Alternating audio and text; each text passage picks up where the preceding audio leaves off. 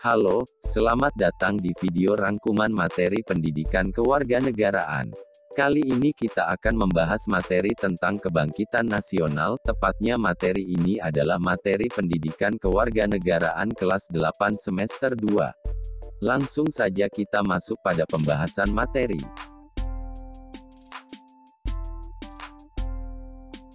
Sebelum kita membahas momentum kebangkitan nasional yaitu pada tahun 1908, dengan didirikannya organisasi Budi Utomo, terlebih dahulu kita harus memahami kondisi bangsa Indonesia sebelum tahun 1908.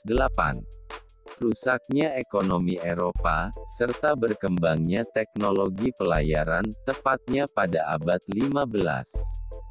Menyebabkan negara-negara di Eropa melakukan ekspedisi untuk mencari sumber-sumber ekonomi baru ke seluruh dunia. Ternyata kemudian, bangsa Eropa tidak hanya melakukan perdagangan melainkan langsung menguasai dan menjajah negara-negara yang mereka anggap baru diketemukan.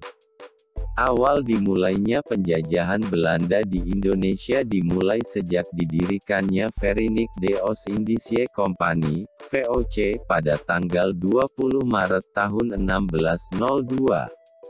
Di berbagai daerah VOC melakukan tindakan dengan melaksanakan politik divide et impera atau politik adu domba, yaitu saling mengadu domba antara kerajaan-kerajaan yang satu dan kerajaan yang lain atau adu domba di dalam kerajaan itu sendiri.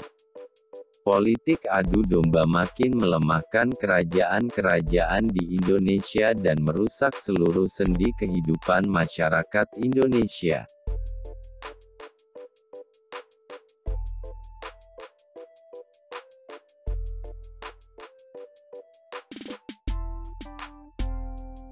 Bangsa Indonesia makin menderita ketika Daendels berkuasa yaitu tahun 1808 sampai tahun 1811. Upaya kerja paksa atau disebut juga dengan Rodi guna membangun jalan sepanjang Pulau Jawa Anyer Panarukan untuk kepentingan militer, membuat rakyat makin menderita. Penderitaan berlanjut karena Belanda kemudian menerapkan kultur stelsel atau disebut dengan tanam paksa. Peraturan tanam paksa diterapkan oleh Gubernur Jenderal Hindia Belanda Van den Bosch tahun 1828. Sistem tanam paksa mewajibkan rakyat menanami sebagian dari sawah dan atau ladangnya dengan tanaman yang ditentukan oleh pemerintah dan hasilnya diserahkan kepada pemerintah. Tanam paksa menyebabkan rakyat diperas bukan hanya tenaga melainkan juga kekayaannya sehingga mengakibatkan banyak sekali rakyat yang jatuh miskin. Di pihak lain, penjajah mendapatkan kekayaan bangsa Indonesia yang berlimpah untuk membangun negara Belanda dan menjadi negara kaya di Eropa.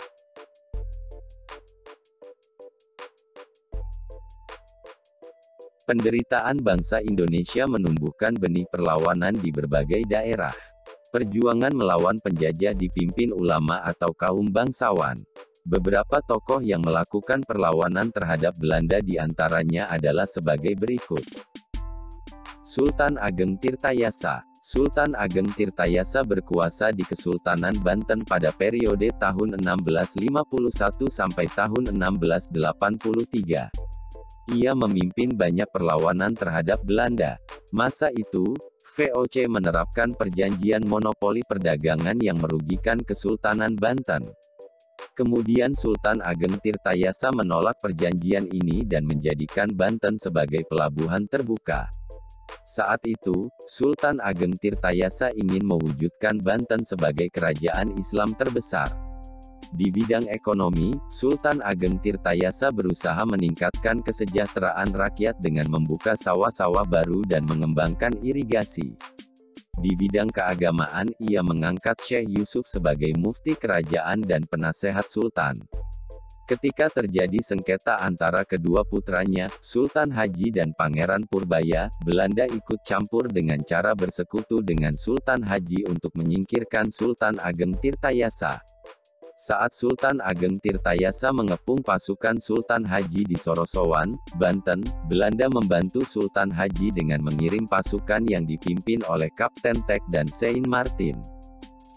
Tuanku Imam Bonjol. Tuanku Imam Bonjol, lahir di Bonjol, Pasaman, Sumatera Barat, Indonesia, tahun 1772 dan wafat dalam pengasingan, kemudian dimakamkan di Lotap Pineleng, Minahasa, tanggal 6 November tahun 1864, adalah salah seorang ulama, pemimpin dan pejuang yang berperang melawan Belanda dalam peperangan yang dikenal dengan nama Perang Padri pada tahun 1803 sampai tahun 1838.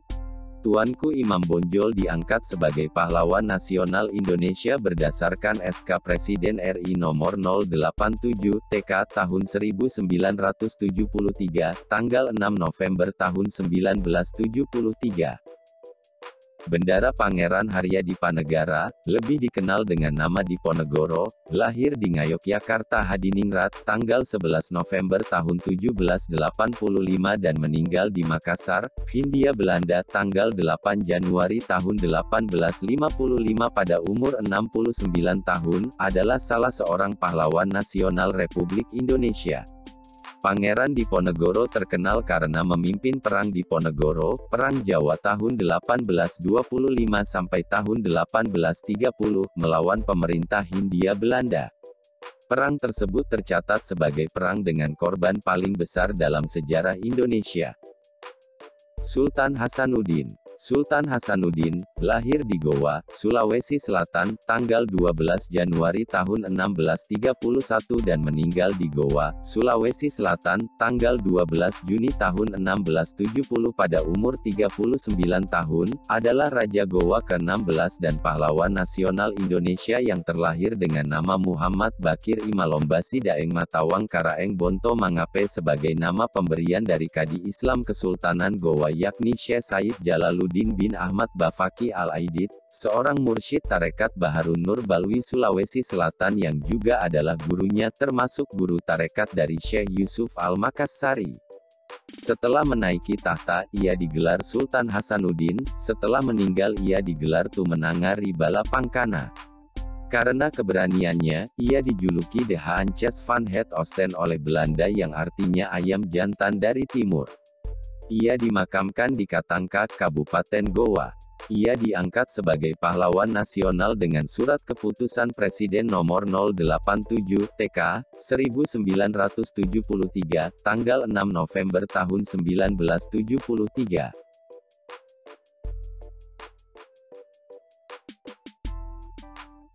Perjuangan rakyat untuk mengusir penjajah belum berhasil. Hal ini disebabkan perjuangan masih bersifat kedaerahan dan belum terorganisasi secara modern. Penderitaan yang dialami bangsa Indonesia menyadarkan beberapa orang Belanda yang tinggal atau pernah tinggal di Indonesia.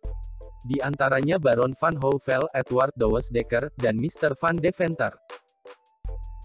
Baron van Houvel. Baron van Houvel menjadi seorang tokoh yang secara terang-terangan mengkritik kolonialisme Belanda.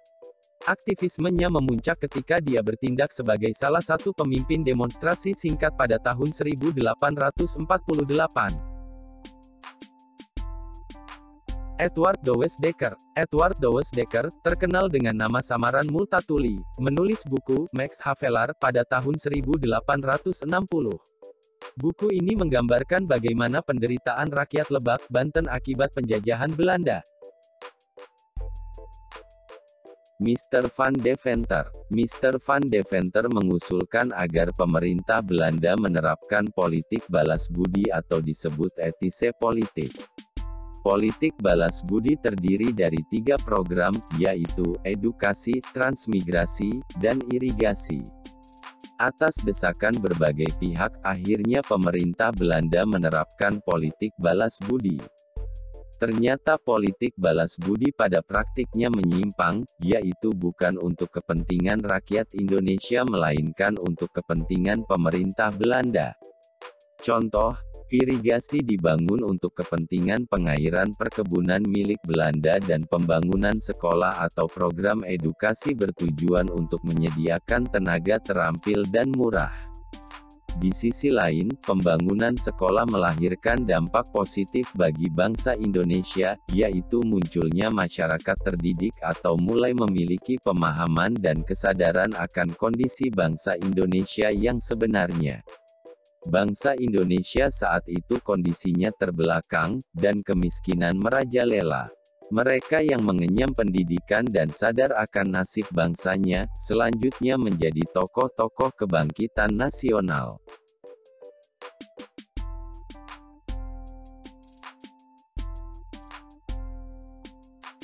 Terima kasih telah menonton video kami. Untuk pembahasan selanjutnya materi tentang Perintis Kebangkitan Nasional dalam Perjuangan Kemerdekaan Republik Indonesia akan dibahas di video selanjutnya.